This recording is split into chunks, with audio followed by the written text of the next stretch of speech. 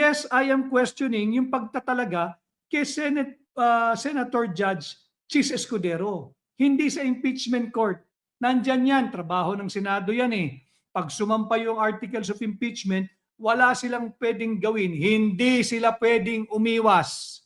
Kagaya ng pag-iwas ni Sherwin Gatchalian sa kanyang trabaho bilang presiding officer. Hindi pwedeng umiwas ang Senado na mag-constitute bilang impeachment court. Hindi kagaya ni Sherwin Gatchalian na umiwas, na tsope, na bahag, natakot, iniwasan, tumakas sa kanyang responsibilidad.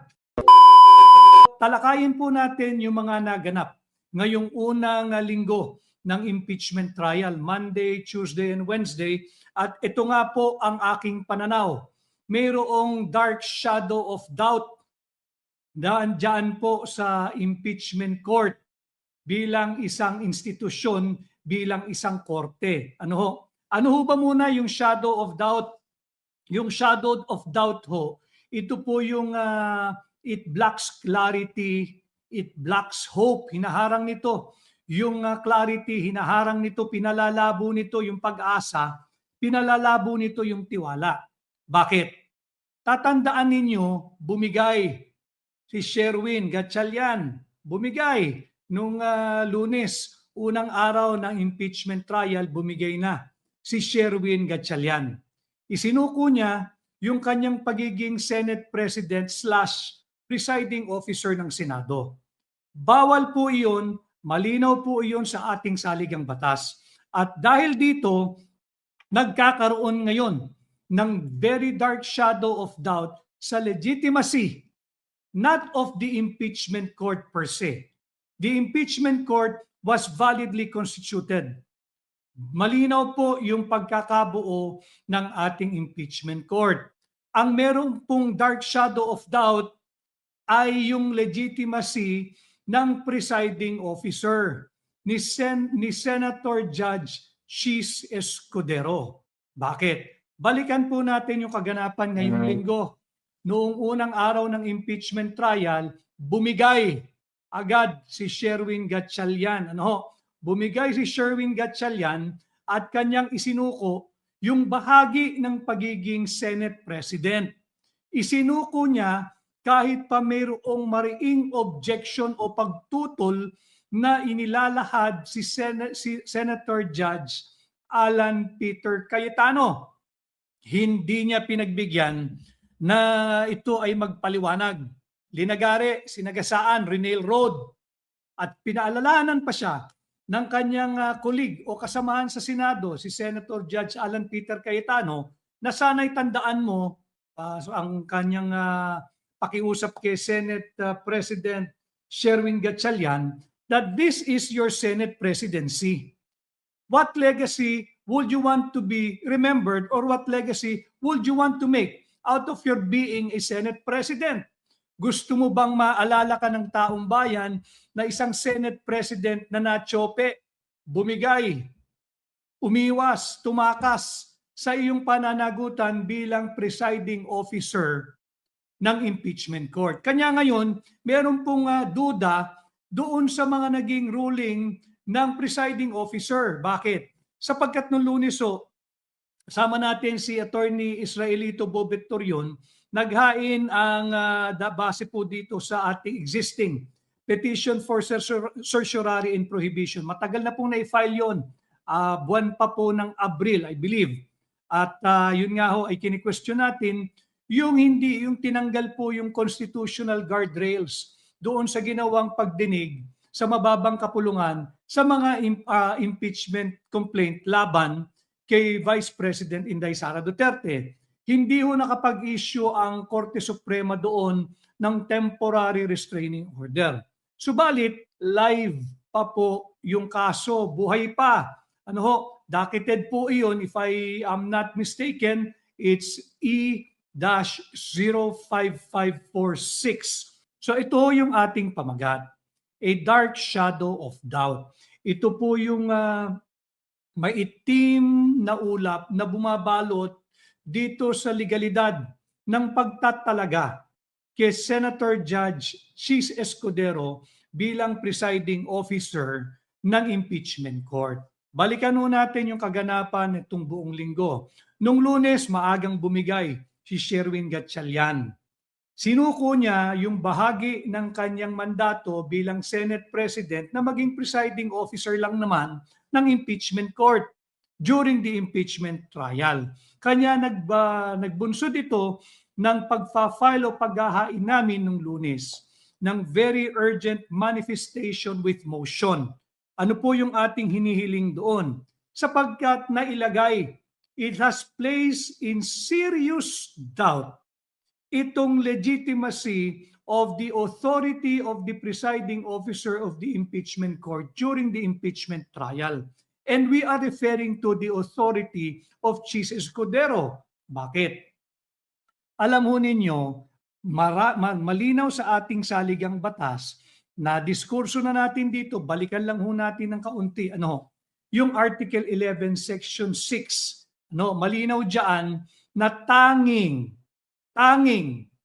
kapag ang Pangulo ng Republika ng Pilipinas lamang ang nasasakdal o binibistahan ng impeachment court, yan lang ang tanging pagkakataon kung saan ang Chief Justice ng Republika ng Pilipinas at hindi ang Senate President ang magiging presiding officer.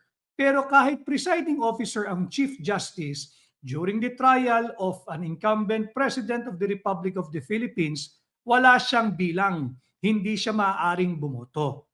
Ngayon, nadiskurso na rin natin dito yung Constitutional Commission deliberation, records number 42, taong 1986, araw ng July 28. Malinaw yan, July 28, 1986. Nagkaroon ng debate, deliberasyon diyan sa Constitutional Commission sa pagitan ni dating COMELEC Commissioner or Chairman Munsod at ni dating Chief Justice Davide. Naisa nang magpanukala ni Chief Justice Davide na linawin yung una niyang pananaw na mayroong vacuum doon sa artikulong ating pinag-uusapan ngayon. Subalit tumugon agad si Constitutional Commission Delegate Munsod, sinabi niya hindi na kinakailangan. Malinaw doon sa kanilang binubuong saligang batas noong taong 1986, July 28, during their deliberation. Nandyan po yan, nasa records po yan ng Constitutional Commission Deliberation, record number 42. Malinaw ho yan, July 28, 1986. Sinabi niya hindi na kailangan, malinaw na. Tanging pagbibista sa Pangulo ng Republika ng Pilipinas lamang na hindi magiging presiding officer ang Senate President.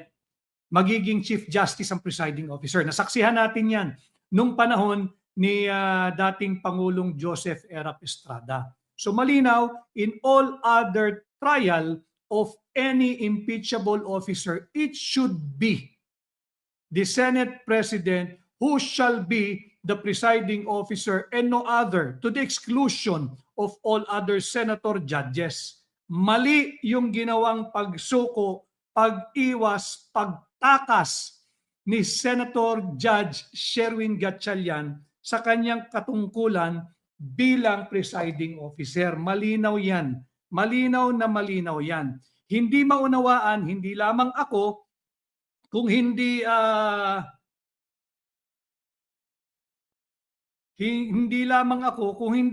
malinaw sa mamamayang Pilipino, ano pa ba ang ginagawa ng isang Senator Judge Sherwin Gatchalian katabi ng presiding officer? Total, sinuko mo iyong kapangyarihan mo, yung mandato mo, yung iyong duty and obligation to be the presiding officer. Bumaba ka na lang doon sa mesa mo. Doon ka na lang. Nakakaasiwa eh. Nakakaasiwa. Pero hanga ka rin naman dito kay Chis Escudero. Kumuha ng PA, Senate President pa. Yan si Chis Escudero. Makikita natin, walang ginagawa eh. Hindi nagsasalita, hindi pwedeng mag-rule. Dapat doon na lamang siya sa baba.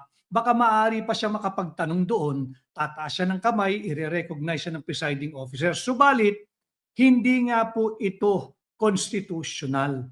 Yung ginawa niyang pagsalin ng kanyang obligasyon at kapangyarihan bilang presiding officer, ito po'y paglabag na malinaw sa ating saligang batas. Malinaw ho yan. The Constitution is our fundamental law. Pag sinabi yung fundamental law, lahat ng batas ay dapat alinsunod sa pinag-uutos ng ating saligang batas. The spring cannot rise above the source. Ang pinakamataas na batayan pagdating sa batas ay ang ating saligang batas. Hindi maaaring gumawa ng kahit anong batas o panukala ang kahit na anong legislative body, Senado man, Kongreso man, Provincial Board, City Council, Municipal Board, or Barangay Council, hindi maaaring magpasa ng kahit na anong panukala o kahit na anong regulasyon o kahit na anong batas kung hindi ito sang-ayon o kung lalabas itong higit na mas mataas o makapangyarihan sa konstitusyon, yung ating fundamental law. Ano po yung ating basis? Meron po tayong tinatawag sa ating batas. Sa ating batas, yung mga troll, makinig lang kayo para meron kayong makakuhang kaalaman para pag medyo gusto nyong bumatbat, meron naman kayong konting basihan. Meron tayong tinatawag na Doctrine of Constitutional Supremacy. Ano naman yung Doctrine of Constitutional Supremacy? Yung Doctrine of Constitutional Supremacy, simple lamang ho yun. If there is any law that conflicts with the Constitution, kahit na anong batas o regulasyon, kahit pa ito ay pag-uutos ng impeachment court, kahit pa sui generis o sui generis ang Korte ang impeachment court, pagka ang mga pag-uutos nito bangga o salungat sa ating saligang batas, ito ay void and has no legal power. It will have no legal authority. That in essence is the doctrine of constitutional supremacy.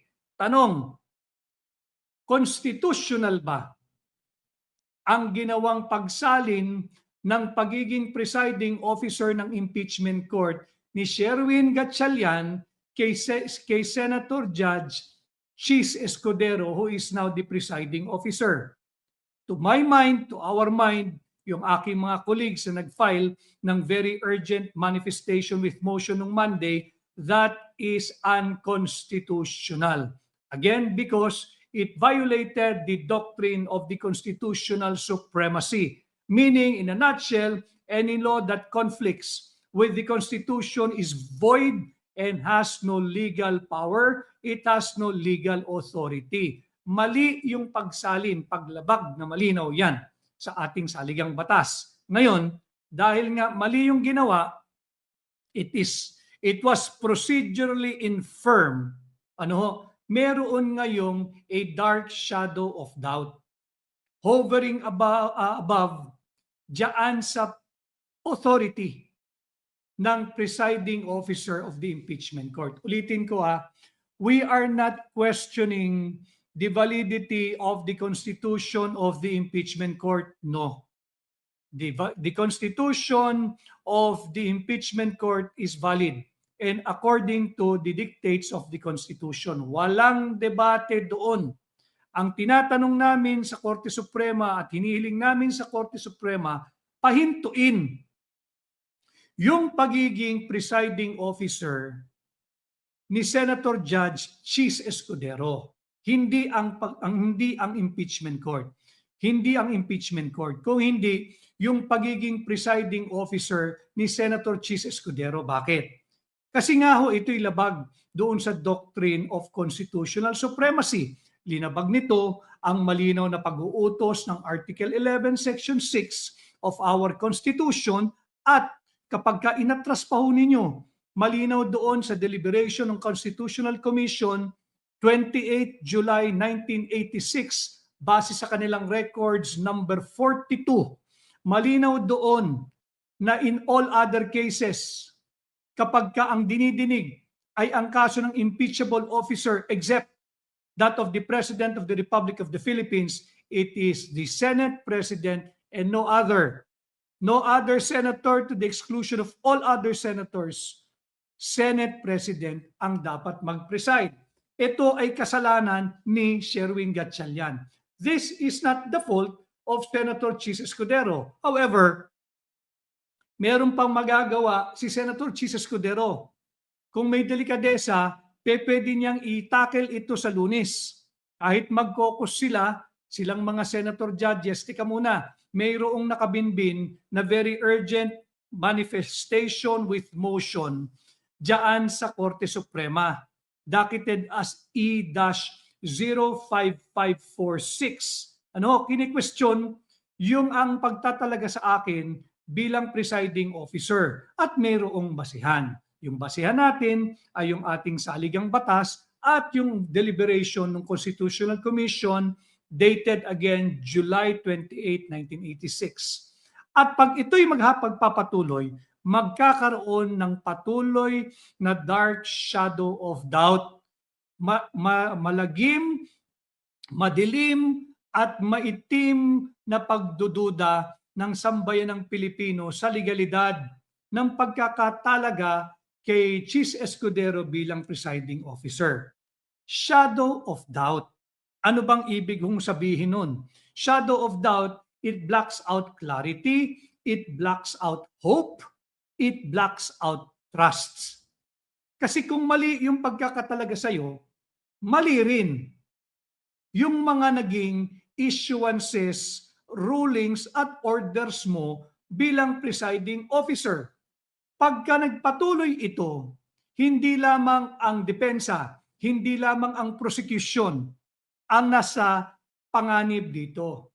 The prosecution and the defense are both at a disadvantage unless and until this issue ng illegal na pagkakatalaga sa presiding officer ay maresolba ng ating Korte Suprema. It creates a feeling of uncertainty. Nagkakaroon ng duda. Hindi lamang ang prosecution, hindi lamang ang depensa, bagkos higit pa yung mismong inuusig, si Vice President Inday Sara Duterte. At ganun din, tayo, taxpayers, tayong mamamayang Pilipino, magdududa tayo. O nga legal ba yung pagtatalaga kay Senador Chis Escudero? Legal ba yung pag-iwas ni Sherwin Gatchalian sa kanyang obligasyon na maging presiding officer? Tatandaan natin, lagay natin sa tamang konteksto, kasalanan ito lahat ni Senate President Sherwin Gatchalian. Sapagkat nung nagkaroon sila ng botohan, alam naman niyang duly constituted na ang impeachment court. Alam naman niyang magaganap na yung impeachment trial. At alam naman niya na ang trabaho ng Senate President ay maging presiding officer sa impeachment trial ng lahat ng impeachable officers maliban na lamang sa Pangulo ng Republika ng Pilipinas. Anong kasalanan niya? Alam mo na Alam mo ng kaakibat ng trabaho at tanggapan ng Senate President yan, pagiging presiding officer ng impeachment trial at ng impeachment court, tinanggap mo pa. Alam mo nang hindi mo kaya yung hamon. Alam mo nang hindi ka equipped, wala kang hindi lamang karanasan, di bali na yung karanasan makukuha mo yan bilang Senate President. Pero wala kang kakayahan na maging presiding officer. Alam mo yan, ramdam mo yan, at nasa diwa mo yan. Alam mo yan, pero tinanggap mo pa rin. Meron pa siyang mga statement nung simula na handa raw siya na maging presiding officer. Kung handa ka, dapat gumawa ka ng ruling na hindi ka pumapayag na magkaroon ng botohan para sa bagong presiding officer bukod sa katauhan ng Senate President. Yan yung dapat nating tutukan, mga kababayan. Ngayon, pagka mayroong shadow of doubt, it creates a feeling of uncertainty, again, both to the prosecution and the defense, especially yung inaakusahan, yung inuusig si Vice President Inday Sara Duterte at tayo, taxpayers, we are shouldering the cost of the daily Monday, Tuesday, Wednesday. Hindi naman natitigil yan, yung hearing lang. Yung trial proper lang ang nagre-recess, pero tuloy ang trabaho ng impeachment court ng Thursday, Friday, Saturday, Sunday. Tayo ang pumapasan, tayong taxpayers ang nagbabayad niyan. Mano ba naman nabigyan tayo ng isang pagdinig na naaayon sa saligang batas? Ano ho? Sapagkat yung inuusig bukod sa second highest official of the land, lahat po dapat dito ay naayon sa saligang batas. Not only that the accused or the subject of the trial in the impeachment court is the second highest official of the land, siya lang naman ang kaisa-isa na halal na opisyal ng Republika ng Pilipinas na ginawaran ng mahigit sa 32 milyong boto ng mamamayang Pilipino. 32 million votes ang iginawad dito ng mamamayang Pilipino. Tapos gagawa tayo ng isang pagdinig na labag sa ating saligang batas. Yes, I am questioning yung pagtatalaga kay Senator Judge Chis Escudero. Hindi sa impeachment court. Nandyan yan, trabaho ng Senado yan eh. Pag sumampa yung articles of impeachment, wala silang pwedeng gawin. Hindi sila pwedeng umiwas. Kagaya ng pag-iwas ni Sherwin Gatchalian sa kanyang trabaho bilang presiding officer. Hindi pwedeng umiwas ang Senado na mag-constitute bilang impeachment court. Hindi kagaya ni Sherwin Gatchalian na umiwas, na tsope, na bahag, natakot, iniwasan, tumakas sa kanyang responsibilidad, hindi para sa kanyang sarili o hindi para sa mamamayang Pilipino na maging presiding officer ng impeachment court. Malinaw yan. Ngayon, hanggat hindi inaaksyonan ng Korte Suprema itong aming very urgent manifestation with motion, no? Dahil ang layunin ng aming very urgent motion with very urgent manifestation with motion, ang layunin lamang ho nito ay to preserve the constitutional integrity of the impeachment process every step of the way. Litin ko ha, ang aming layunin sa pagsasampa o paghahain ng very urgent manifestation with motion, questioning the legality, the constitutionality, the validity ng pagtatalaga kay Senator Judge Chis Escudero bilang presiding officer at pag-iwas, pagtakas, pagtanggi ni Sherwin Gatchalian bilang presiding officer ng impeachment court. Ang aming layunin lamang dito ay to preserve the integrity of the impeachment court and of the impeachment trial and of the impeachment proceedings every step of the way, and to prevent the trial from proceeding under a presiding officer whose authority, yung kanyang kapangyarihan, yung kanyang legality and legitimacy remains under serious and unresolved constitutional challenge. We are challenging yung kanyang authority. Litin ko ha, kasalanan ito lahat ni Sherwin Gatchalian. Kung hindi siya natsope, hindi siya naduwag, hindi siya natakot, hindi siya umiwas, hindi siya tumakas sa kanyang responsibilidad na maging presiding officer ng impeachment court during the impeachment trial, hindi sana kami naghain ng very urgent manifestation with motion. Ngayon, lahat tayo ay mayroong a dark shadow of doubt as to the legitimacy. Ngayon, hindi na lamang yung legitimacy ni Senator Judge Chis Escudero, kung hindi yung mga kanyang orders, yung kanyang mga rulings, yung mga desisyon, no? Meron na ngayong dark shadow of doubt. Halimbawa, kampihan ng Korte Suprema yung aming very urgent motion at sabihing mali ang ginawang pagtatalaga kay Chis Escudero, mali ang pag-iwas, pagtakas at hindi pagtupad ng kanyang tungkulin ni Sherwin Gatchalian na maging presiding officer. Will it also put previous orders, previous rulings made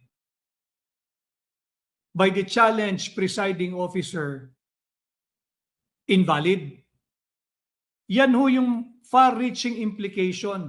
Kanya minarapat na nung Lunes, nung unang araw, nagsampa na tayo ng very urgent motion, very urgent manifestation with motion. Hindi para tutulan yung ginagawang pagdinig ng impeachment court, kung hindi upang questionin at tutulan yung pagtatalaga kay Chis Escudero bilang presiding officer ng impeachment court. Ang tanong ngayon, legal ba ang pagkakatalaga ng mayorya kay Chis Escudero bilang presiding officer ng impeachment court, o ito'y isang ganap na biyaheng kolorom? Illegal, unlawful, invalid, unconstitutional. That is the challenge that we have presented last Monday sa Korte Suprema. No? Yan yung unang talakayan natin dito sa ating pamagat, A Dark Shadow of Doubt.